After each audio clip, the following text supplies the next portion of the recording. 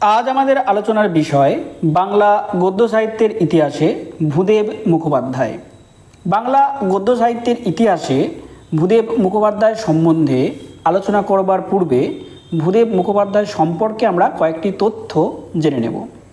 ভূদেব মুখোপাধ্যায়ের জন্ম 1825 খ্রিস্টাব্দে, মৃত্যু 1894 খ্রিস্টাব্দে।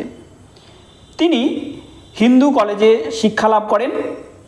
মধুসূদন দত্তের মতো পাশ্চাত্যপন্থীরা তার সহপাঠী ছিলেন, তবে তার সম্পূর্ণ বিপরীত ফল ভূদেব মুখোপাধ্যায়ের মধ্যে লক্ষ্য করা যায়। সম্পূর্ণ বিপরীত ফল বলতে আমি কী বোঝাতে চাইছি? তার সহপাঠীরা পাশ্চাত্যপন্থী হলেও তার যে চিন্তাভাবনা, তার যে ধ্যান ধারণা কিন্তু পাশ্চাত্যপন্থী ছিল না। তিনি দেশীয় রীতি নীতি, সংস্কৃতি ইত্যাদির প্রতি বিশ্বস্ত ছিলেন। হিন্দু ও ভারতীয় সমাজ জীবনকে অনুসরণ করাই তার ব্রত ছিল। ইংরেজি শিক্ষার দিকে পিছন ফিরে তাকাবার পক্ষপাতী তিনি ছিলেন না। এই ভূদেব মুখোপাধ্যায় দুটি সাময়িক পত্র প্রকাশ করেন। প্রথমটার নাম কি? শিক্ষা দর্পণ ও সংবাদসার। একটা নাম ও দিয়েছি মানে কিন্তু দুটো আলাদা আলাদা পত্রিকা নয়, একটাই পত্রিকাটার নাম শিক্ষা দর্পণ ও সংবাদসার। 1864 খ্রিস্টাব্দে প্রকাশিত হচ্ছে। এই পত্রিকার প্রথমেই কি লেখা থাকতো? শিক্ষা প্রণালী প্রদর্শক এবং তৎসম্বন্ধীয় সংবাদ প্রদায়ক সাময়িক পত্রিকা। এটি এই পত্রিকায় লেখা থাকতো। এই পত্রিকাটি চলেছিল 4 বছর। এছাড়াও এডুকেশন গেজেট প্রকাশিত হয় 1856 খ্রিস্টাব্দে। এডুকেশন গেজেট পত্রিকাটার পরিকল্পনা ছিল এনার। অবশেষে তিনি এই পত্রিকার সম্পাদক হন কিন্তু 1868 খ্রিস্টাব্দে। মনে রাখতে হবে, পত্রিকাটা প্রকাশিত হতে শুরু করে 1856 খ্রিস্টাব্দে, কিন্তু তিনি এই পত্রিকার সম্পাদক হিসাবে যোগ দেন 1868 খ্রিস্টাব্দে। এই পত্রিকায় নবীনচন্দ্র, হেমচন্দ্রের মতো লেখা প্রকাশিত হতে থাকে। এখানে নানান বিদ্রূপাত্মক রচনা ও সাহিত্য সমালোচনা প্রকাশ হতে দেখা যায়। এবারে ভূদেব মুখোপাধ্যায়ের প্রথম গদ্য গ্রন্থ নিয়ে আমরা কয়েকটি কথা বলবো। এনার প্রথম গদ্য গ্রন্থ ভার্নাকুলার লিটারেচার সোসাইটি থেকে প্রকাশিত হবার জন্য রচিত হয়, সম্ভবত 1851 খ্রিস্টাব্দে। সেই বইটি ছিল বিখ্যাত রুশ সম্রাট পিটার দি গ্রেট এর ইংরেজি জীবন কাহিনী থেকে সংকলিত, কিন্তু সেটা প্রকাশিত হয়নি। সূত্রে জানা যায় বিদ্যাসাগর এই বইটি সম্পর্কে বিরুদ্ধ মত পোষণ করেছিলেন, সেই জন্য এই বইটি আর ছাপার অক্ষরে প্রকাশিত হয়নি।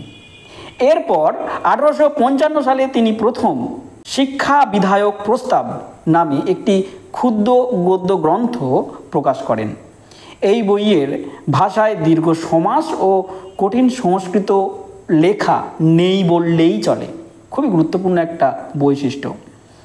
এই শিক্ষা বিধায়ক প্রস্তাব থেকে উদ্ধৃত কয়েকটি লাইন আমি বলছি। ছাত্রাণাং অধ্যয়নাং তপ, অর্থাৎ বিদ্যাভ্যাসী বিদ্যার্থীগণের প্রধান তপস্যা। যিনি এই কথার তাৎপর্য অবগত হইয়াছেন, তিনি কাহারও পক্ষে বিদ্যাশিক্ষা অপ্রয়োজনীয় বোধ করেন না। তিনি জানেন বিদ্যাভ্যাসের ফল আর যাই হোক, তদ্বারা মানসিক বৃত্তি সকলের অনেক সদ্গুণ জন্মে।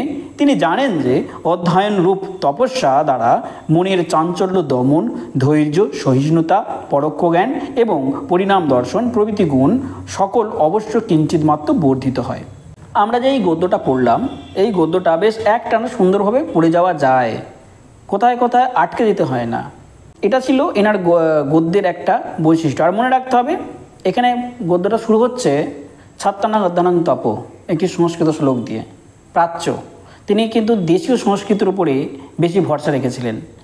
এই শিক্ষা বিধায়ক প্রস্তাব থেকে আমি যেটুকু লাইন উদ্ধৃত করেছি, তার মধ্যে দিয়েও তিনি তার ভাবনা চিন্তা, তার মননকে ফুটিয়ে তোলবার চেষ্টা করেছেন। এবারে আমরা ভূদেব মুখোপাধ্যায়ের প্রবন্ধগুলোকে নিয়ে আলোচনা করব। তার প্রবন্ধকে মূলত দুটি ভাগে ভাগ করা যায়, এক ইতিহাস নির্ভর প্রবন্ধ আর সামাজিক প্রবন্ধ। এনার ইতিহাসের প্রতি যথেষ্ট আগ্রহ ছিল, কিন্তু মনে রাখতে হবে ভূদেব মুখোপাধ্যায় সামাজিক প্রবন্ধতেই বেশি জনপ্রিয়তা লাভ করেছেন। এবার আমরা ভূদেব মুখোপাধ্যায়ের ইতিহাস নির্ভর গদ্য গ্রন্থগুলোকে নিয়ে আলোচনা করব। প্রথম গদ্য গ্রন্থের নাম ঐতিহাসিক উপন্যাস। একটি নাম, এটা কিন্তু গদ্য গ্রন্থের নাম। উপন্যাস বলছি বটে, এখানে উপন্যাসের কিছু কিছু এলিমেন্টস লক্ষ্য করা যায়, কিন্তু এটা পুরোপুরি উপন্যাস নয়। যেটি প্রকাশিত হচ্ছে 1857 খ্রিস্টাব্দে। এই বইয়ের গদ্যে দীর্ঘ সমাসবদ্ধ পদ থাকলেও ভাষা অত্যন্ত প্রাঞ্জল। 2 পুরাবৃত্ত সারে 1858 খ্রিস্টাব্দে প্রকাশিত হচ্ছে, কয়েকটি প্রধান জাতির বিবরণ থেকে সংকলিত। 3 বাংলার ইতিহাস 1904 খ্রিস্টাব্দে প্রকাশিত হচ্ছে, লর্ড বেন্টিংকের শাসনকালের পরবর্তী যুগ এখানে বর্ণিত হয়েছে। ইংল্যান্ডের ইতিহাস 62 খ্রিস্টাব্দে প্রকাশিত হচ্ছে, যেটি ছাত্রদের জন্য গ্রন্থ।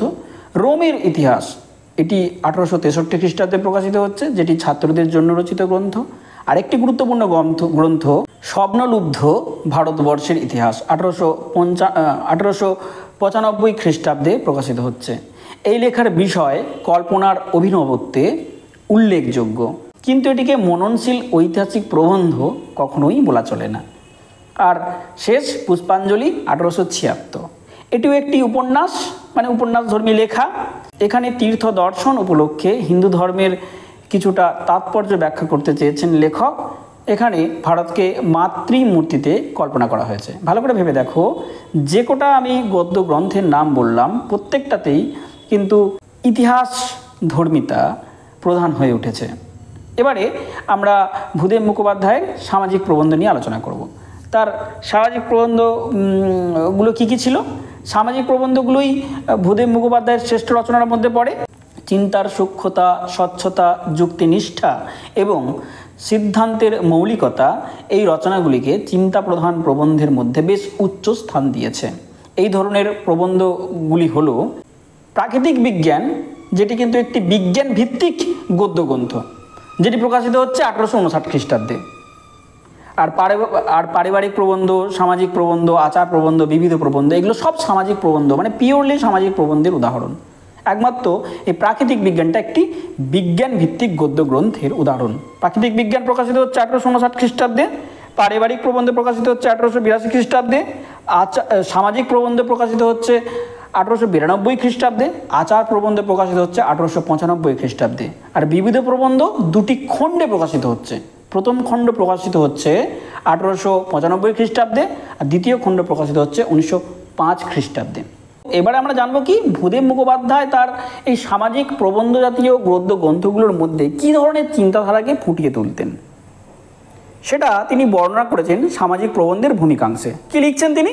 তিনি লিখছেন সামাজিক প্রবন্ধের ভূমিকাংশে, স্বদেশীয় সমাজের বিভিন্ন উপাদানগুলির মধ্যে জাতীয়তাবাদ সংস্থাপিত এবং পরিবর্ধিত হইতে পারে কিনা তাহার বিচার করিয়া দেখা হইছে যে জাতীয় ভাব পরিগ্রহের পথ আমাদিগের পক্ষে একান্ত সমৃদ্ধ নহে।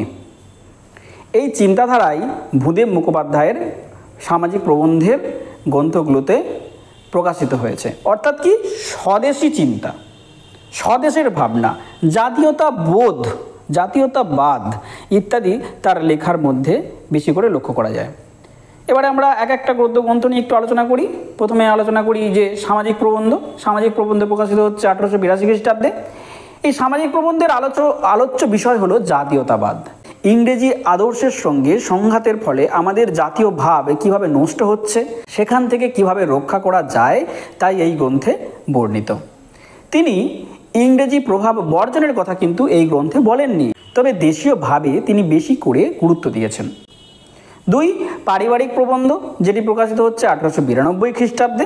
এখানে তিনি হিন্দুদের যুগ যুগ ধরে প্রচলিত পারিবারিক আদর্শের গ্রহণযোগ্যতা পরীক্ষা করে দেখতে চেয়েছেন। অর্থাৎ তিনি যুক্তিবাদকে এখানে প্রাধান্য দিচ্ছেন। কি কি? একান্নবর্তী পরিবার, ধর্ম, সতীত্ব, বৈধব্য বিষয়ক সংস্কারকে অর্থনৈতিক, সামাজিক ও নৈতিক দিক থেকে তাৎপর্য বলে তিনি যুক্তি দিয়ে দেখিয়েছেন। তার এই প্রবন্ধের চিন্তাধারা যুক্তিবাদী শিক্ষার দান। এই হচ্ছে পারিবারিক প্রবন্ধের মূল বিষয়। এবারে কি আচার প্রবন্ধ, যেটি প্রকাশিত হচ্ছে 1895 খ্রিস্টাব্দে। এখানে কি আমরা দেখতে পাই? এখানে তিনি হিন্দু শাস্ত্রে প্রাত্যহিক আচার আচরণের প্রয়োজনীয়তা প্রমাণ করে দেখাতে চেয়েছেন। প্রাচীন নির্দেশিত বিধি ও কল্যাণের নিষেধগুলি যে আমাদের শারীরিক, মানসিক ও আধ্যাত্মিক কল্যাণ সাধন করে, একথা তিনি বুঝিয়েছেন। এতক্ষণ ধরে আমরা ভূদেব মুখোপাধ্যায়কে নিয়ে অনেক কথা বললাম। এখন তার ভাষারীতি নিয়ে কয়েকটি কথা আমরা বলবো। তার গদ্য রীতি নিয়ে আমরা কয়েকটি কথা বলবো। 1, তার গদ্যে যুক্তিনিষ্ঠ ভাবভঙ্গি প্রতিফলিত হয়েছে। 2, তার ভাষারীতিতে কাব্যরস অল্প, গুরুগম্ভীর সংস্কৃতানুগত্য লক্ষণীয়, কিন্তু তবুও তার গদ্য জড়ত্বে পঙ্গু নয়, এক নাগাড়ে পড়ে ফেলা যায় তার গদ্যকে। তিন নম্বর বৈশিষ্ট্য, অক্ষয় কুমার দত্তের আবেগ বিরহিত ভাষারীতির পথেই তিনি চলেছেন, তবে ভূদেব মুখোপাধ্যায়ের ভাষা তুলনামূলকভাবে সরলতা লাভ করেছে। আর 4 নম্বর বৈশিষ্ট্য কি, সময়কালের নিরিখে গদ্যের ক্রমবিবর্তনের ফলে এনার গদ্য হয়ে উঠেছে পূর্বের তুলনায় অনেক আধুনিক। বঙ্কিমীয় গদ্য ও অক্ষয় কুমারের গদ্যের ছাপ এনার গদ্যে স্পষ্টভাবে লক্ষ্য করা যায়।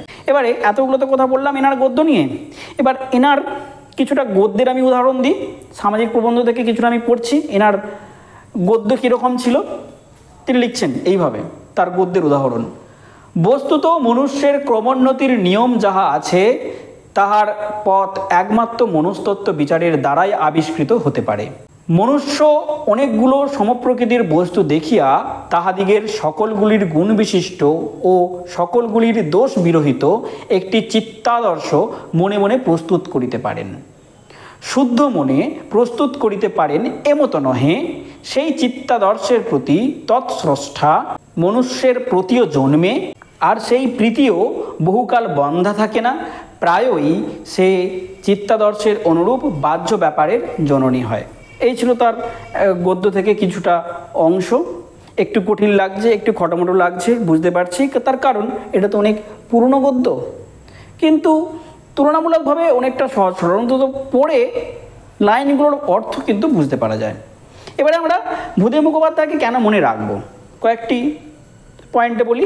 1, যুক্তি ও জ্ঞানের গদ্য, ভাবুকতা, উচ্ছ্বাসবিহীন অথচ সাহিত্য গুণযুক্ত গদ্য, প্রসাদ গুণ বিশিষ্ট স্বচ্ছ প্রাঞ্জল গদ্যের স্রষ্টা বলে ভূদেব মুখোপাধ্যায়কে আমরা মনে রাখবো। প্রসাদ গুণ মানে কি বলতো? প্রসাদ গুণ মানে হলো যেই শব্দটা যেখানে প্রয়োগ করলে বাক্যটা খুব সুন্দরভাবে দাঁড়িয়ে যায়। সাহিত্যের ক্ষেত্রে যে জিনিসটা যেখানে প্রযোজ্য সেখানে সেটা লিখতে হবে, সেটা হচ্ছে প্রসাদ গুণ। এই প্রসাদ গুণ এনার গদ্যের মধ্যে লক্ষ্য করা যায়। আর ক্লিয়ারিটি অর্থাৎ স্বচ্ছতা ভূদেব মুখোপাধ্যায়ের গদ্যের প্রথম এবং শেষ কথা। আর 3, বঙ্কিমের বিপুল কীর্তি সত্ত্বেও ভূদেবের কৃতিত্ব খর্ব হয় না। বঙ্কিম পূর্ববর্তী গদ্য লেখক, ভূদেব পরবর্তী সকল গদ্য লেখকের উপর প্রভাব বিস্তার করে গেছেন। জ্ঞান বিজ্ঞানের আলোচনায় ভূদেব মুখোপাধ্যায়ের গদ্যরীতি কিন্তু গ্রাহ্য হয়েছে, এখানেই ভূদেব মুখোপাধ্যায়ের সার্থকতা। এবারে ভূদেব মুখোপাধ্যায় সম্বন্ধে একটা উক্তি আমি করে আমাদের আলোচনা শেষ করব। এটি সাহিত্য সাধক চরিতমালা থেকে এই উক্তিটা করা হচ্ছে। কি উক্তিটা ঠিক এইরকম, পুরোটা পড়ছি না, যেটা স্লাইডে আছে তার থেকে কিছুটা পড়ছি। উক্তিটা এইরকম, ইউরোপীয় সাহিত্যে গদ্যকে যুক্তির ভাষা বলা হয়। এই যুক্তির ভাষা বাংলা সাহিত্যে অপেক্ষাকৃত বিরল। যে 2-4 জন সাহিত্যিক সত্যকার গদ্য লিখিয়াছেন ভূদেব মুখোপাধ্যায় তাদের মধ্যে অন্যতম। এটা সাহিত্য সাধক চরিতমালায় ভূদেব মুখোপাধ্যায় সম্বন্ধে উক্তি। এই ছিল মূলত আমাদের ভূদেব মুখোপাধ্যায় সম্বন্ধে আলোচনা।